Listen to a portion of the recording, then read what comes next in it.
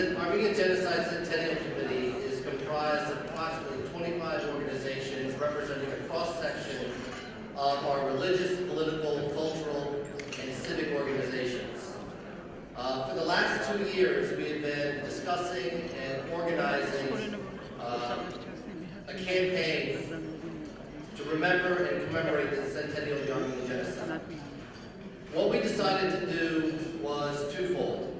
The first was to become a focal point and an organizing factor for our community up and down the East Coast, and also to engage in a strategic media campaign to bring our story to the American general public. It is something that we've talked about around dinner tables for years, and we felt that this was the occasion that we should really take this seriously and really take a hard effort to make it happen. We've retained a public relations firm, and with this firm's assistance, we have been working with all of the various organizations and about 10 regional centennial committees from Boston to Houston to Detroit, South Florida, and even in San Francisco. In addition, we have been working with press, major newspapers, news organizations, Reuters, AP, and preparing reporters about the stories that we will be pushing in April. I wanted to express the appreciation to all of you who are attending tonight, from the Sirbazans to Sarah Lee Woodson to the organizing committee. And I'm going to ask you for a second to consider what Sarah Lee and Florian have put on the table, and this committee and this meeting have put on the table. You all are here to remember and to demand. The definition of each of these is in you as individuals. But as many of you are involved in telling your friends that you came here and why you came here, you and each of us have the power to create a movement. This committee, brought together by the two Sirbazans and the organizations of the Eastern region, has done a lot of work. But the charge starts partly tonight as each of us come out of this room with the chance to create a movement. 100 years ago, and it began more earlier than April 24th, our families, the majority of who are from Western Armenia, began the next journey that changed most of our lives. The ARF Eastern Region Central Committee set up a complementary committee to work with the Eastern Region Centennial Committee, and we have created a portfolio of activities. This is one of them that was done in collaboration with Florian's committee. The other activities you've read and heard about. It's your chance to engage in them. The trips to Western Armenia that you've read about in many of our newspapers, specifically you can look them up on the weekly led by George Al-Jadian and Hachik Muradian, taking us to our homelands, engaging our communities there, but recharging our activists, creating a movement. The work with our Armenian Genocide Education Subcommittee with the Near East Foundation to create a portfolio of educational materials for teachers that you can tap and help train teachers in your local areas, as well as in the region. And then thirdly, a historical museum-type panel visit journey through the Near East Foundation's work to help save the Armenians in Armenia, but to also create the first American civil society social and humanitarian movement that tapped the average American that raised millions and millions of dollars. As well as work that you've heard about that's coming to fruition that you'll learn more about in the future, a legal institute to advance our claims. And then the work in your communities. And I can leave you with one message as you walk away tonight.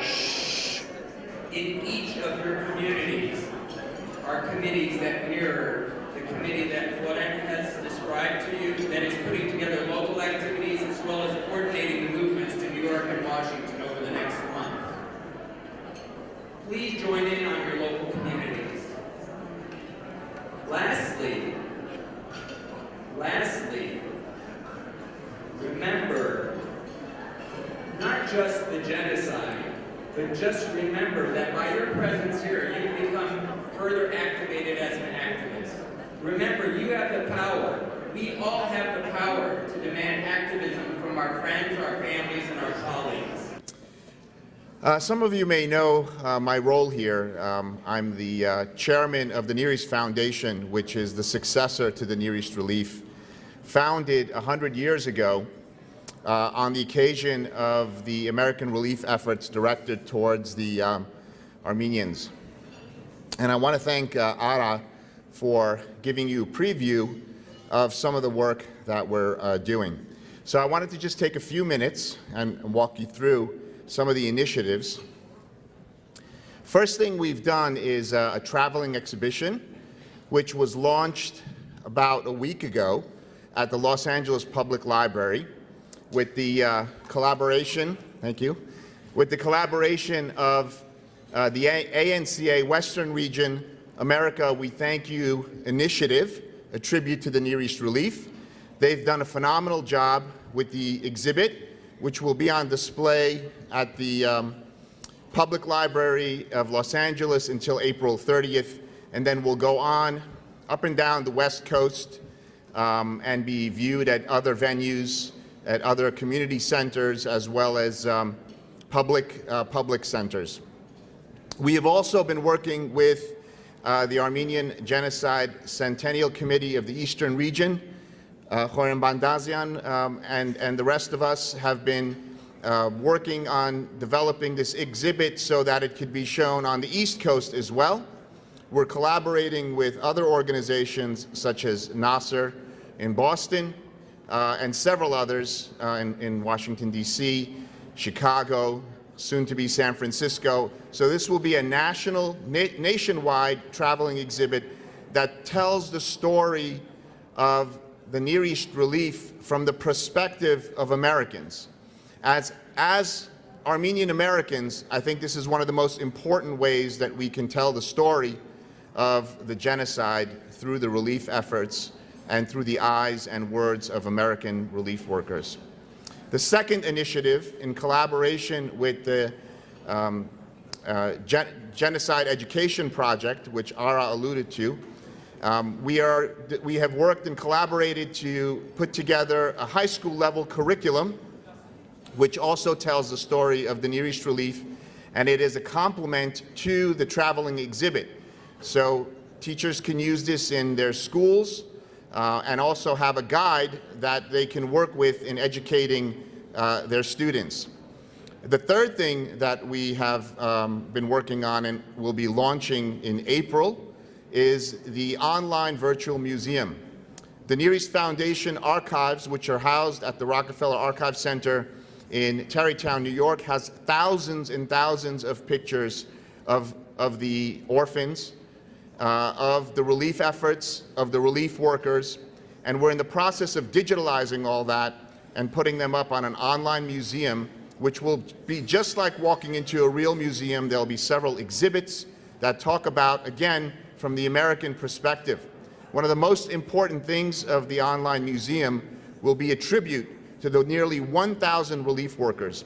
Every single one of their names will be listed with a short biography, and in the cases where we have pictures of them, we'll be posting their pictures. We'll also be discussing all the major campaigns that took place, the posters many of you have seen, and of course, sharing stories of the survivors and the orphans.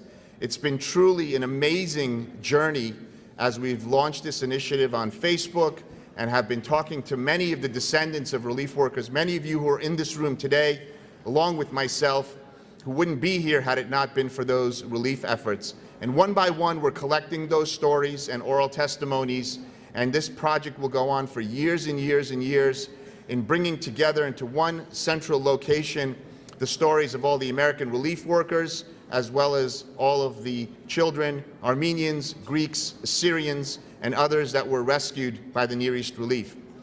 And then hopefully, by the end of this year, we'll have a documentary that will also be telling this story and allow us to reach a broader audience.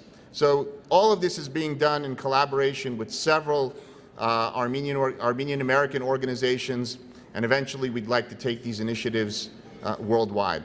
So that's what we're doing. By all means, please, if any of you could help us, we would appreciate it. It is an ambitious initiative, and as I said, this will continue on for years after the centennial.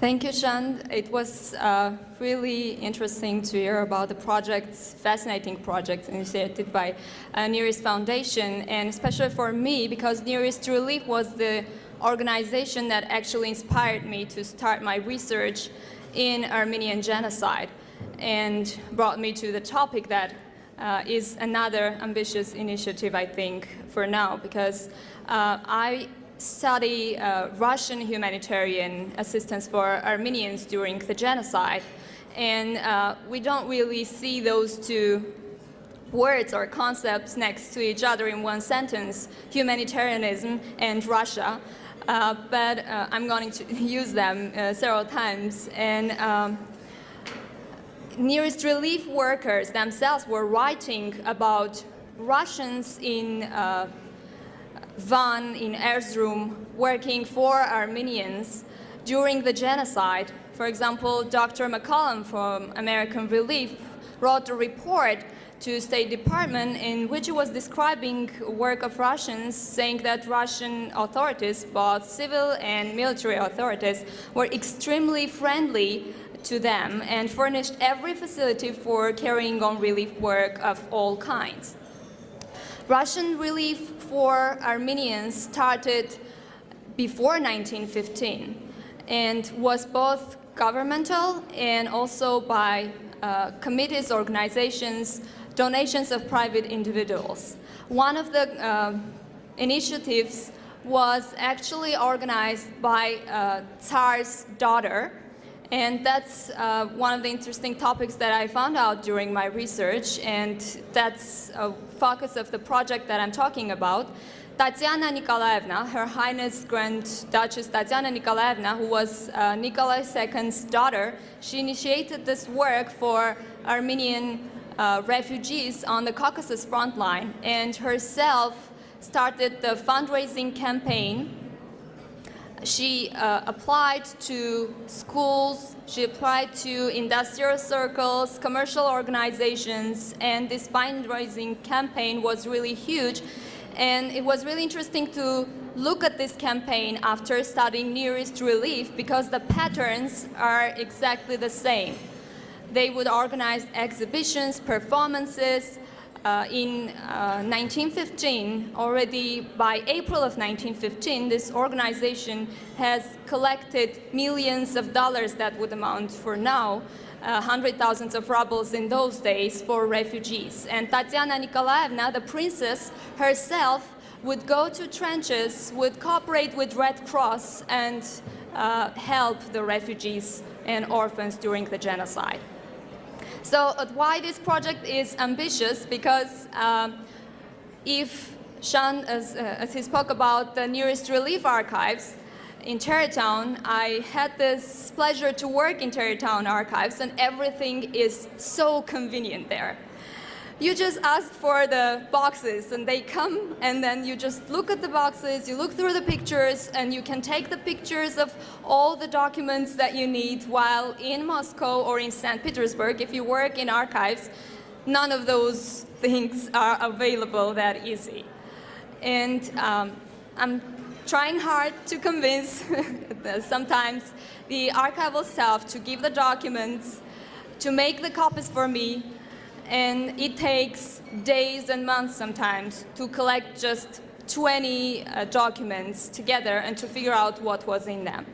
However, because this Tatiana committee collected and registered the information about refugees, I was just describing the work which is done now, and which includes some ambitious plans and also discoveries in some sense, because unfortunately Russian role in Armenian genocide, Russian response to Armenian genocide is really a neglected area of studies in Armenian genocide.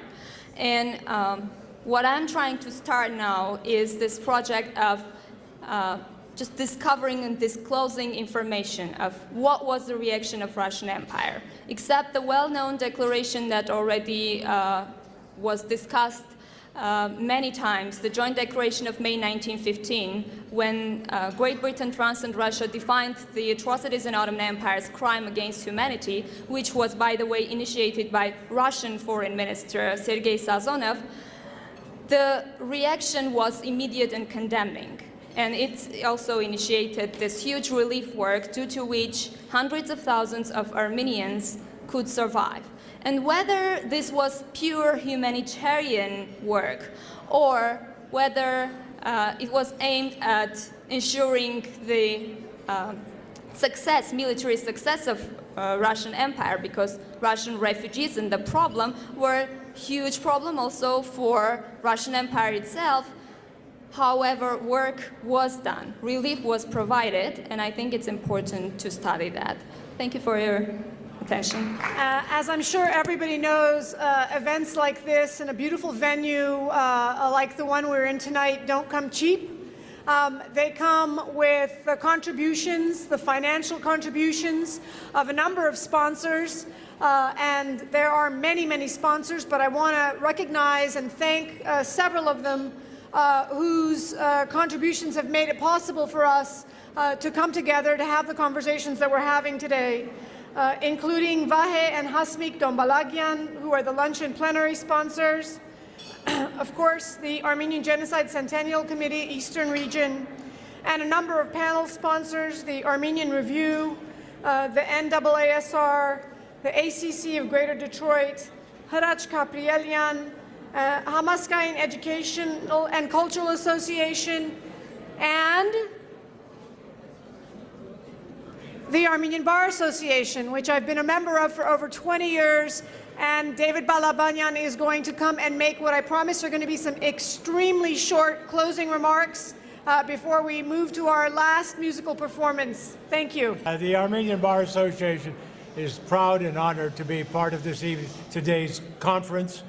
Particularly pleased to be given the opportunity to sponsor and present a panel on addressing some of the more difficult issues relating to the design and implementation of a reparations program, and hope that we will be able to work with all of you to move forward toward a meaningful resolution of our grievances and some just redress for the great evils done to us. Thank you so much for the opportunity to participate.